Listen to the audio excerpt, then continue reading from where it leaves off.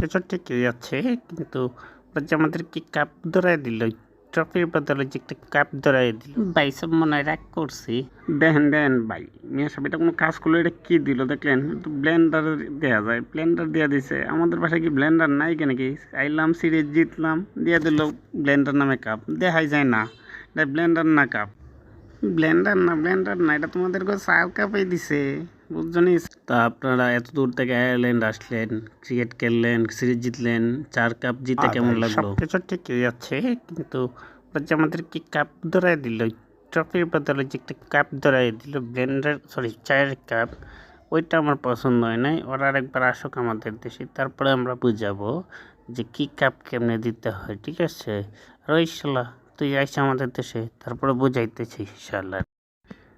ভাই সাহেব, এনে তো রাগ করার কিছু নাই। আপনারা রাগ করতেছেন কেন? রাগ করে হবে কি? আমরা তো আগে থেকে জানতাম যে আমরা হাইরে যাবো, এই জন্য আমরা এইরকম কাপের ব্যবস্থা করছি। আমরা কি পাকিস্তানের মতো বোকা নাকি যে পুরো লাহোরের লোহা দিয়া, স্টিল দিয়া, সিলভার দিয়া কাপ বানাবো আর মানুষ বাংলাদেশের মতো দেশে জিততে যাইব? এটা তো হইতে পারে না।